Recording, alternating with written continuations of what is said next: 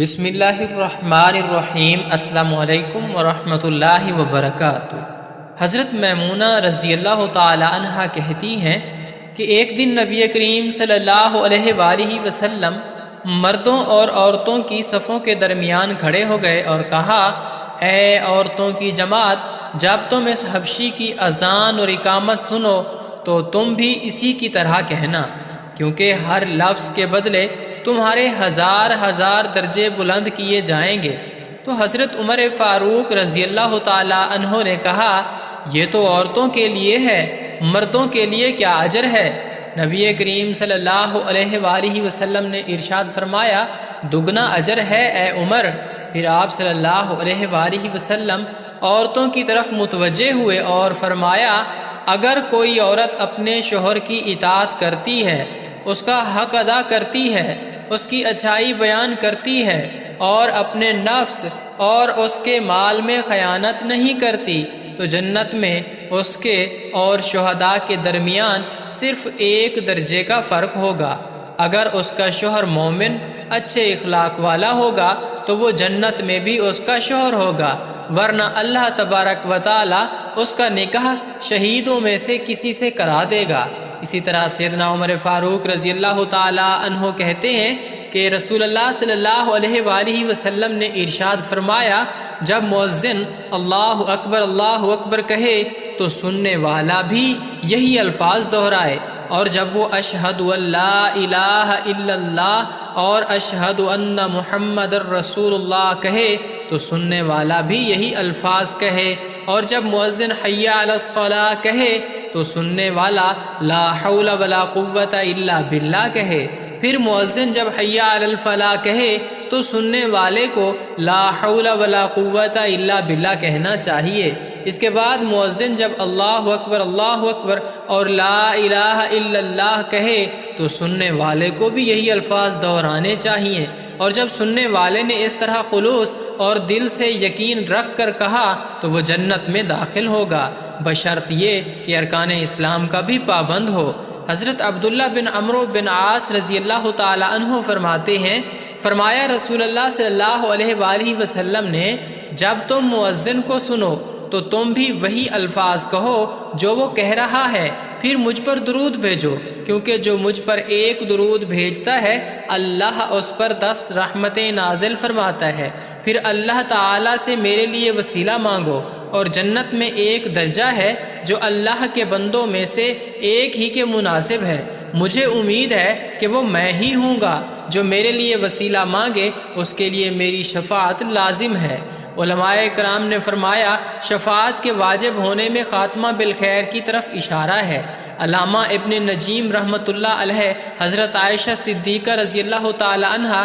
اور دیگر سلف صالحین کے واقعات نقل فرماتے ہیں کہ وہ حضرات اذان کی آواز پر راستہ چلتے چلتے رک جاتے، لوہے پر مارنے کے لیے ہتھوڑی اٹھاتے، جیسے ہی اذان کی آواز کان میں پڑتی ہتھوڑی چھوڑ دیتے۔ اسی وجہ سے علماء نے لکھا، اگر تلاوت قرآن میں بھی لگا ہو تو جب اذان کی آواز کان میں پڑے تو تلاوت موقوف کرے اور اذان کا جواب دے۔ حضرت علی کرم اللہ وجہہ رضی اللہ تعالی عنہ کے متعلق نقل کیا گیا ہے کہ جب نماز کا وقت آتا تو چہرے کا رنگ بدل جاتا، بدن پر کپ کپی آ جاتی۔ کسی نے وجہ پوچھی تو ارشاد فرمایا کہ اس امانت کے ادا کرنے کا وقت ہے جس کو آسمان و زمین اٹھا نہ سکے، پہاڑ اس کے اٹھانے سے عاجز ہو گئے، میں نہیں سمجھتا کہ اس کو پورا کر سکوں گا یا نہیں۔ حضرت عبداللہ بن عمر رضی اللہ تعالیٰ عنہ ایک مرتبہ بازار میں تشریف فرما تھے کہ جماعت کا وقت ہو گیا، لوگ اپنی اپنی دکانیں بند کر کے مسجد میں داخل ہو گئے۔ اس منظر کو دیکھ کر حضرت عبداللہ بن عمر رضی اللہ تعالی عنہ نے فرمایا، رجال لا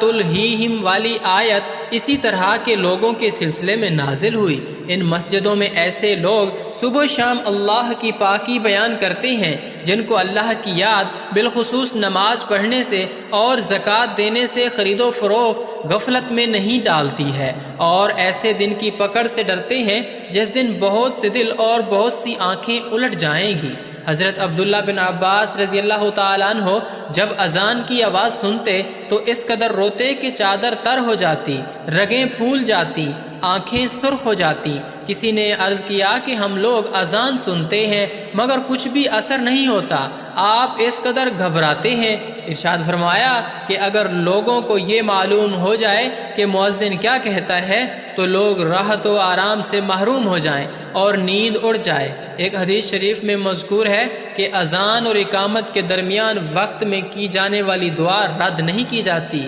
اس لیے اس حدیث کی روح سے اگر اذان کے بعد مسنون دعا اور درود شریف کے پڑھنے کے بعد اقامت تک اپنی کسی حاجت کے واسطے جو بھی دعا مانگی جائے اس کی قبولیت کی زیادہ امید ہے۔ اذان کے بعد دعا کی یہ بھی فضیلت ہے کہ نبی کریم صلی اللہ علیہ وآلہ وسلم کی شفاعت نصیب ہوگی۔ ایک روایت میں ہے کہ ایک صحابی رضی اللہ تعالی عنہ نے حضور پاک صلی اللہ علیہ وآلہ وسلم سے عرض کیا کہ مؤذنین حضرات تو ہم سے ثواب و نیکیوں میں بڑھ گئے، تو حضور اقدس صلی اللہ علیہ وآلہ وسلم نے ارشاد فرمایا کہ تم بھی اس کے کلمات کو دہرا لیا کرو، اور جب کلمات پورے ہو جائیں تو دعا مانگ لیا کرو، جو مانگو گے قبول کر لیا جائے گا۔ اگر کوئی شخص اذان کا جواب دینا بھول جائے یا قصداً نہ دے اور اذان ختم ہونے کے بعد خیال آئے یا جواب دینے کا ارادہ کرے تو اگر زیادہ دیر نہ ہوئی ہو تو جواب دے دے، ورنہ نہیں۔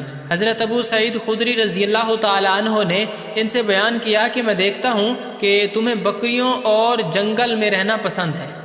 اس لیے جب تم جنگل میں اپنی بکریوں کو لیے ہوئے موجود ہو اور نماز کے لیے اذان دو تو تم بلند آواز سے اذان دیا کرو، کیونکہ جنوں انس بلکہ تمام ہی چیزیں جو مؤذن کی آواز سنتی ہیں قیامت کے دن اس پر گواہی دیں گی۔ حضرت ابو ہریرہ رضی اللہ تعالیٰ عنہ بیان کرتے ہیں کہ رسول کریم صلی اللہ علیہ وآلہ وسلم نے ارشاد فرمایا، اگر لوگوں کو اذان اور پہلی صف کے اجر و ثواب کا علم ہو تو اگر انہیں اس کے لیے قرآن اندازی بھی کرنا پڑے تو وہ قرآن اندازی ضرور کریں گے۔ گویا مؤذن کو اذان کی برکت سے بہت ساری نیکیاں کرنے کا موقع ملتا ہے۔ نماز کے وقت سے پہلے مسجد میں حاضر ہونا، مسجد کی صفائی وغیرہ کا اہتمام کرنا، اذان دے کر سنتوں کی ادائیگی، پھر نماز کے لیے انتظار کرنا، نماز کے بعد بھی سب سے آخر میں جانا، ایک نماز کے بعد دوسری نماز کا شدت سے انتظار کرنا، باجماعت نماز ادا کرنا وغیرہ، ان سب نیکیوں کے لیے مؤذن کو گناہوں سے مغفرت مل جاتی ہے۔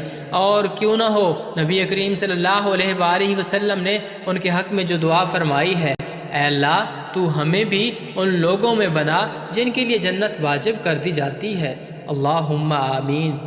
ہے اے اللہ تو ہمیں بھی ان لوگوں میں بنا جن کے لیے جنت واجب کر دی جاتی ہے، اللہم آمین۔